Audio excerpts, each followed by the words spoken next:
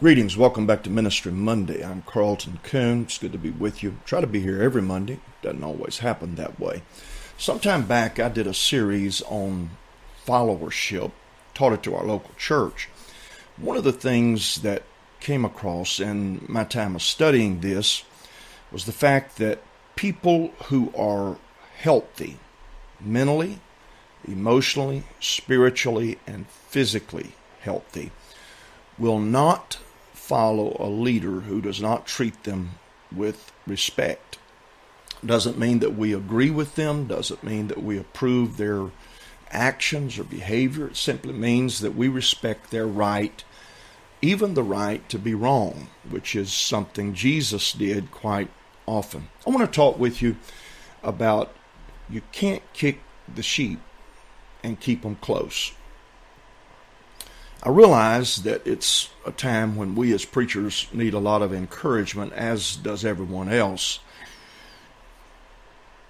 But stress seems to flow downward, and those who are in leadership have the potential to add more stress to the people we're leading rather than helping to alleviate that stress.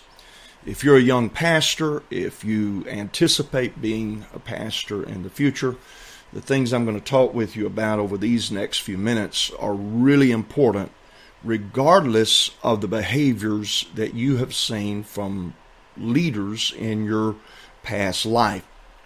The book of Ezekiel, chapter 34, deserves quite a bit of study from anybody who is going to be a pastor or a shepherd in particular. Because Ezekiel 34 is God's indictment against the leadership of the nation of Israel. He looked at his flock and they were battered, they were beaten, not healthy. And the Lord did not indict the sheep, he indicted the shepherds. And among the things that he taught with them about was that they were greedy, and their self-interest, their own prosperity and well-being were more important than the flock of God. And what was beneficial to them, the shepherds, was more important than what was beneficial to the sheep. What was easy for the shepherd was more important than what was easy for the sheep.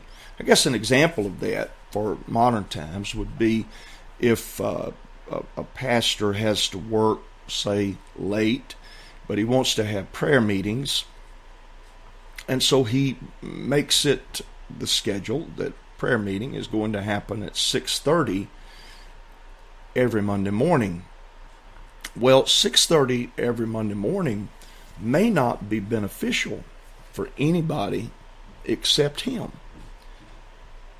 But because it's beneficial for him, and you'd say, well, now nobody thinks that way, but unfortunately there are people who that's exactly the way they think. What's best for me is what's best for everybody, and we're just going to implement this requirement. The second thing that I notice in my rereading of Ezekiel 34 is their ignoring of the wounded and needy. They were devoid of compassion. And so if a member of the flock was not doing well and could not provide adequate fleece, or maybe there were other things that were lacking, the shepherd would give them no attention. Listen, you can't kick the sheep and at the same time keep them close. In my book, The Science of Shepherding, I talk about the rod and the staff, and they were intended to bring security as well as direction. They were tools for rescue.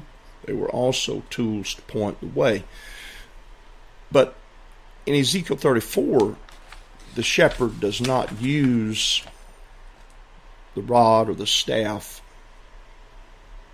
for either of those things. Instead, they are used to batter and to abuse. We can take the Word of God and we can beat people up with it. We can take our words and we can assault men and women. I'm sure that there have been times in my life when I have done so. Any who have heard me in such a manner, please forgive me. because I want to be compassionate in our difficult circumstances. And to my dear friends who are pastors, please hear me. You can't kick the sheep and keep them close. Put their interest first. They're the flock of God. And be sure that attention is given to the wounded and the needy. Bless you. Have a great week. If you have a question or comment, please send them my direction.